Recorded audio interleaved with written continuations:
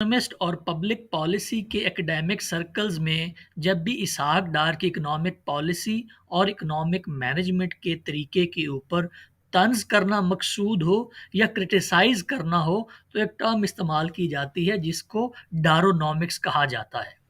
डारोनॉमिक्स को समझने से पहले ज़रूरी ये है कि हम पहले ये समझें कि इकोनॉमिक्स क्या है, या सही तरह अल्फाज में न्यो लिबरल इकोनॉमिक्स क्या है, या जो आईएमएफ हमें इकोनॉमिक्स करने को कहता है उसकी बुनियाद क्या है, ताकि हम डारोनॉमिक्स के सही पर्सपेक्टिव और उसके कॉन्टेक्स्ट को समझ सकें। आईएमएफ और न्यू लिबरल इकोनॉमिक ऑर्डर ये कहता है कि किसी भी मुल्क के अंदर फिस्कल डिसिप्लिन होना चाहिए,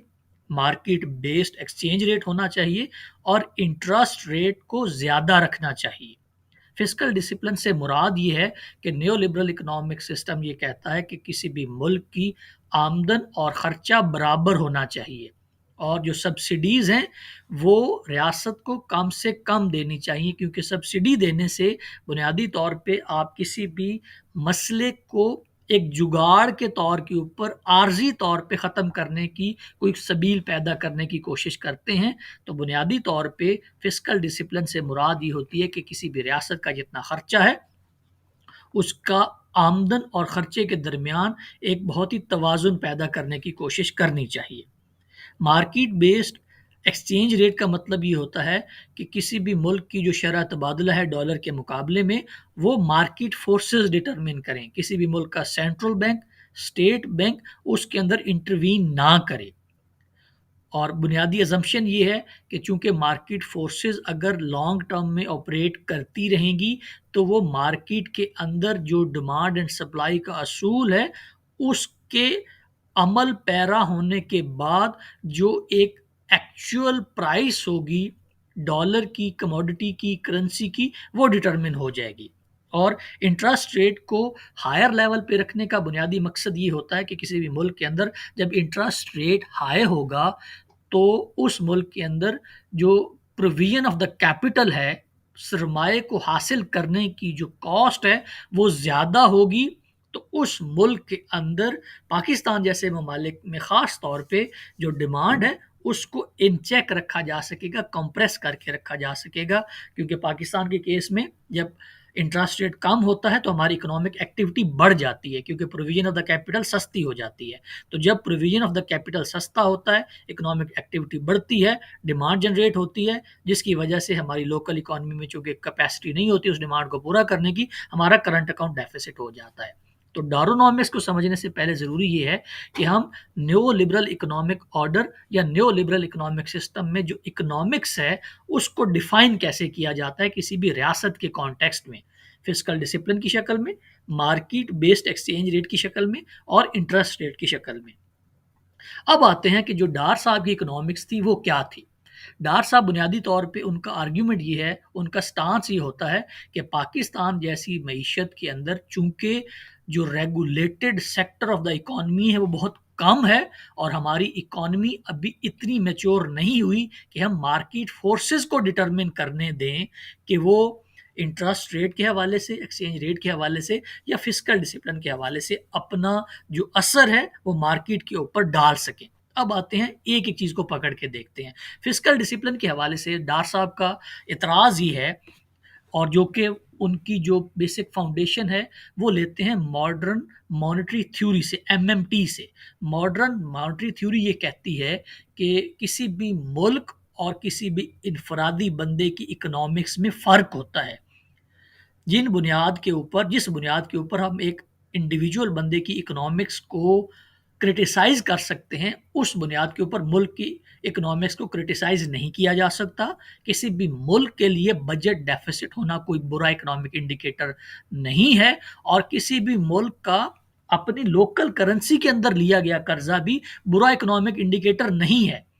तो डार साहब का ख्याल ये होता है कि किसी भी मुल्क के अंदर फिस्कल डिसिप्लिन के नतीजे में जो महंगाई आएगी, जब आपने सब्सिडी ख़त्म कर दी और अपने खर्चों और आमदन के दरमियान तवाज़ुन पैदा कर दिया, तो उसके नतीजे में महंगाई आएगी। तो उस महंगाई को कैसे रोका जाए, तो उसका नतीजा वो निकालते हैं कि हमें सब्सिडी देनी चाहिए। तो डार साहब का नुक्ता नज़र फिस्कल डिसिप्लिन के हवाले से ये होता है कि महंगाई को कंट्रोल करने के लिए हमें सब्सिडी देने की ज़रूरत होती है। مارکیٹ فورسز کو ایکسچینج ریٹ کو ڈٹرمن کرنے کا جو وہ ریسٹرکشن لگاتے ہیں، اس کی بنیادی وجہ یہ ہوتی ہے کہ اگر ہم ایکسچینج ریٹ کو فری فلوٹنگ کر دیں گے، ادھر آپریٹ کرنے دیں گے، تو چونکہ یہاں پہ کارٹلز بنے ہوئے ہیں، تو وہ کارٹلز مینوپولیٹ کریں گے، ایکسپلائٹ کریں گے آپ کی اکانومی کو اور آپ کی جو ڈالر کی کرنسی کی جو مارکیٹ ہے اس کو. تو ان کے اوپر اسٹیٹ کی انٹروینشن بہت ضروری ہے. ہم مارکیٹ فورسز کو اس بات کی اگر اجازت دے دیں گے تو مینوپولیشن کی ایک بہت بڑا راستہ ہم کھول دیں گے. اور انٹرسٹ ریٹ کے حوالے سے جو اس کو کم کرنے کی ڈار صاحب کی فلسفی ہوتی ہے وہ یہ ہوتی ہے کہ ایکسچینج ریٹ اور انٹرسٹ ریٹ دونوں دو ایسے مانیٹری میئرز ہیں جن کو ہم زیادہ چھیڑ کے پاکستان کے کیس میں کوئی خاص امپیکٹ کریٹ نہیں کر سکتے. اس کی وجہ کیا ہے؟ اس کی وجہ یہ ہے کہ پاکستان کے اندر ہماری 50% جو اکانومی ہے وہ ڈاکومنٹڈ ہی نہیں ہے، وہ بینکنگ سیکٹر کے ذریعے آپریٹ ہی نہیں کرتی. تو اگر ہم نے ڈالر کے ریٹ کو چینج کر کے یا اس کو فکس کر کے یا اس کو منور کر کے اپنی اکانومی کے اوپر کوئی امپیکٹ ڈالنا ہے تو 50% سیدھی اس میں سے نکل جائے گی. اور یہی کیس ہے جو کہ انٹرسٹ ریٹ کے کیس میں ڈار صاحب کی فلسفی ہوتی ہے کہ ہم نے اگر انٹرسٹ ریٹ کو کم یا زیادہ کر کے اگر اکنامک امپیکٹ کو ڈالنا ہے تو ہماری اکانومی کے 50% کے اوپر تو وہ آلریڈی پڑے گا ہی نہیں، تو باقی 50% کے اوپر پڑے گا. تو انٹرسٹ ریٹ کو وہ کم رکھنے کے حامی ہوتے ہیں تاکہ ملک کے اندر پروویژن آف دا کیپٹل اور سرمایہ کو حاصل کر کے اپنی اکنامک ایکٹیویٹی کے اندر ڈالنا آسان ہو جائے. اب یہ تو ڈار صاحب کی وہ ڈارونامکس ہے جس کو وہ ایک اکانومسٹ کی نظر کی بجائے ایک چارٹرڈ اکاؤنٹنٹ کی نظر سے دیکھتے ہیں. ڈار صاحب چونکہ ایک چارٹرڈ اکاؤنٹنٹ ہیں اور اکانومی کے اوپر ان کا جو پوری اپروچ ہے وہ کسی بھی اکانومسٹ سے زیادہ ایک چارٹرڈ اکاؤنٹنٹ کی اپروچ نظر آتی ہے جو کہ چیزوں کو کنٹرول کرنا چاہتا ہے اور اپنے حساب سے چلانے کی کوشش کرتا ہے. اب دیکھتے ہیں جی ڈار صاحب کی جو ڈارونامکس ہے اس کے نقصانات کیا ہوتے ہیں. دیکھیں نقصانات یہ ہوتے ہیں، سب سے پہلا تو نقصان یہ ہوتا ہے کہ اگر آپ فسکل ڈسپلن کو انشور نہیں کریں گے جیسے آئی ایم ایف کہتا ہے یا نیو لبرل اکنامک سسٹم کہتا ہے تو اس کا نقصان کیا ہوتا ہے. اس کو سادہ زبان میں اس طرح سمجھیں کہ ڈار صاحب یہ کہتے ہیں کہ اگر ملک کی آمدن 100 روپیہ ہے تو وہ ملک 150 روپے کا خرچہ کر سکتا ہے. تو ایک ملک جس کی انکم 100 روپیہ ہے وہ 150 روپے کا خرچہ کر کے فسکل ڈسپلن کو ابائڈ نہ کر کے سبسڈی دے کے اپنی آمدن سے زیادہ خرچہ کر کے 150 روپے کی اکانومی دکھا دیتا ہے. ڈار صاحب یہ کرتے ہیں کہ 100 روپے انکم ہے لیکن 150 روپے خرچہ ہوا تو اس کا مطلب ہے کہ میری اکانومی کا سائز 150 روپے بن گیا.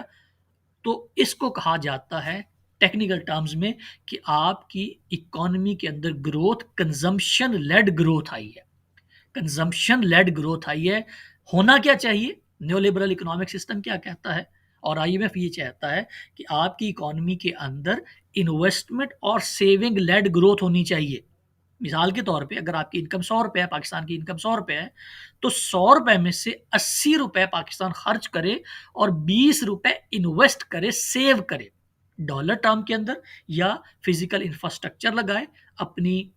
کیپیسٹی بڑھائے، اپنے بزنسز کے اوپر لگائے تاکہ وہاں سے اس کو پیسہ آنا شروع ہو جائے. تو پہلا نقصان یہ ہوتا ہے کہ اگر آپ فسکل ڈسپلن کو انشور نہیں کریں گے اور ایکسپینشن کریں گے، ایکسپینسز زیادہ کریں گے اور ان ایکسپینسز کی بنیاد کے اوپر اپنی اکانومی کا سائز بڑھائیں گے تو وہ کنزمپشن لیڈ گروتھ کہلائے گی جو کہ سسٹین نہیں کر پائے گی اور آپ کا کرنٹ اکاؤنٹ کا ڈیفیسٹ بڑھ جائے گا. دوسرا نقصان کیا ہوتا ہے ڈارونامکس کا؟ وہ یہ ہوتا ہے کہ اگر آپ جیسے ڈارونامکس کے حوالے سے کہا جاتا ہے کہ انہوں نے ڈالر کو ایک سرٹن لیول پہ روک کے رکھا. اب ان کی فلسفی تو میں نے ایکسپلین کر دی ہے، لیکن اس کا نقصان کیا ہوا؟ اس کا نقصان یہ ہوا کہ جب ڈالر سستا ہے تو امپورٹ کرنا آسان ہے. آپ $1 کی کوئی چیز منگواتے ہیں اور 100 روپے پے کر دیتے ہیں، اور دوسرے طرف ایکسپورٹ کرنا کے اندر کوئی انکریجمنٹ نظر نہیں آ رہی، کیونکہ اگر آپ ایک چیز بھیجیں گے تو $1 اگر کمائیں گے تو 100 روپے آپ کو ملے گا. لیکن اگر آپ فری فلوٹ کر دیتے ہیں، مارکیٹ فورسز کو ڈٹرمن کرنے کی آزادی دے دیتے ہیں کہ آپ جو ڈالر کا ریٹ ہے وہ ڈٹرمن کریں، تو اس کیس میں جب ڈالر کا ریٹ زیادہ ہوگا آپ کی لوکل کرنسی کے حساب سے تو امپورٹ کو آپ ڈسکریج کر رہے ہوں گے، کیونکہ وہی چیز جو 100 روپے کے ڈالر کے اوپر آپ کو 100 روپے پے کرنا پڑتا تھا $1 کے لیے، جب $100 وہ 100 والا اٹھ کے 200 کا ہو گیا تو اب آپ نے امپورٹ کو ڈسکریج کر دیا